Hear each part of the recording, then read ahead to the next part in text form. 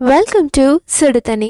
இன்னைக்கு நம்ம வீடியோவில் ஒரு சூப்பர் டூப்பரான வடகறி ரெசிபியை தான் பார்க்க போகிறோம். இந்த ரெசிபியை தேங்காய் எல்லாமே நம்ம பண்ண போகிறோம். இது செட் தோசைக்கு, இட்லிக்கு எல்லாத்துக்குமே சூப்பராக இருக்கும். இதோட இன்க்ரீடியன்ஸை நான் டிஸ்கிரிப்ஷன் பாக்ஸில் கொடுக்குறேன். இப்போ வாங்க சேர்ந்து சமைக்கலாம். ஃபர்ஸ்ட் இந்த வடகறிக்கு நம்ம வடை ரெடி பண்ணிக்கலாம். அதுக்கு ஒரு மிக்சியில் ஒரு மிளகாய் சேர்த்துக்கிறேன். கூடவே அரை கப் கடலை பருப்பை 2.5 மணி நேரம் ஊற வச்சுருக்கேன். அதை நல்லா அலசிட்டு இந்த மிக்சியில் சேர்த்துக்கலாம்.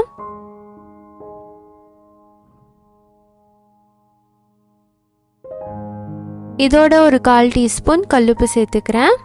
இதை கொரகொரப்பாக நம்ம அரைச்சிக்கலாம். இந்த அளவுக்கு கொரகொரப்பாக இருக்கணும். இப்போ இதை நம்ம ஃப்ரை பண்ணி எடுத்துக்கலாம்.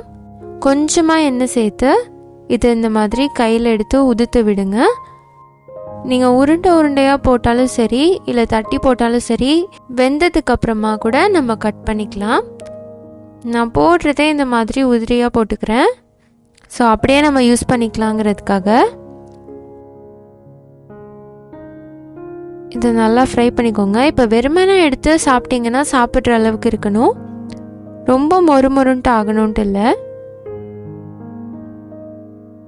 இது மாதிரி நான் எல்லாத்தையும் பொரிச்சு எடுத்துக்கிறேன். இப்போ வடை ரெடியாக இருக்கட்டும். அடுத்து ஒரு கடாயில் 1 டேபிள் ஸ்பூன் எண்ணெய் சேர்த்துக்கிறேன்.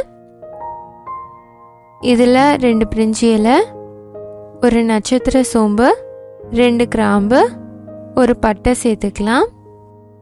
கூடவே ஒரு பெரிய வெங்காயத்தை நல்லா பொடியாக கட் பண்ணி சேர்த்துக்கிறேன். இது நல்லா வதக்கி விட்டுருங்க. வெங்காயம் ரொம்ப கலர் மாறணும்னு இல்லை, லைட்டாக கண்ணாடி மாதிரி ஆனதுக்கப்புறமா இதில் 2 பச்சை மிளகாய், 1 கொத்து கருவேப்பிலை சேர்த்துக்கலாம்.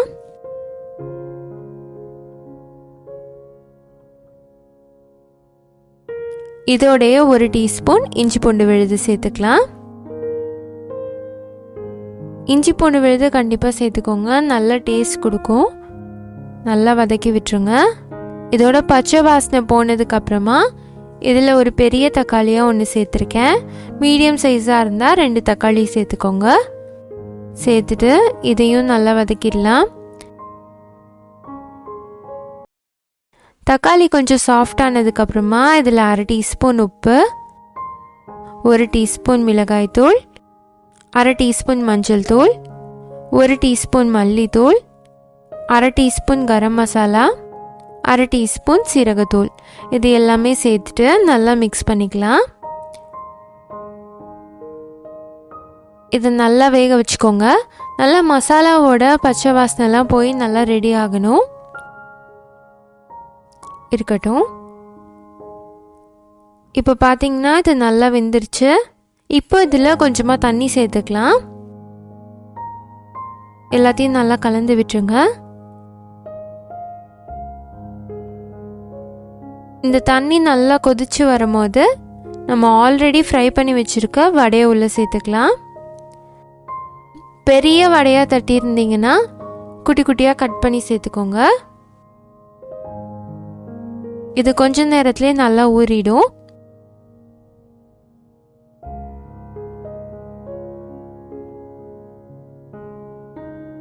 இப்போ பார்த்தீங்கன்னா வடகறி சூப்பராக ரெடி ஆயிடுச்சு.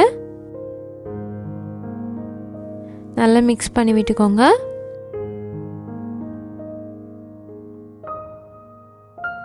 இதில் கொஞ்சமாக கொத்தமல்லி தழை சேர்த்துக்கிறேன். அவ்வளோதான், நம்மளோட சூப்பர் டேஸ்டான தேங்காய் இல்லாத வடகறி செம்மையாக ரெடி ஆகிடுச்சு. செட் தோசை வடகறினாலே ஒரு தனி டேஸ்ட் தான். கண்டிப்பாக அதோட ட்ரை பண்ணி பார்த்துட்டு நீங்களும் எப்படி இருந்துச்சுன்னு சொல்லி கமெண்ட்டில் சொல்லுங்கள். இந்த வீடியோ உங்களுக்கு பிடிச்சிருந்தால் லைக் பண்ணுங்கள். சுடுதண்ணி சேனலை சப்ஸ்கிரைப் பண்ணுங்கள். தேங்க்யூ.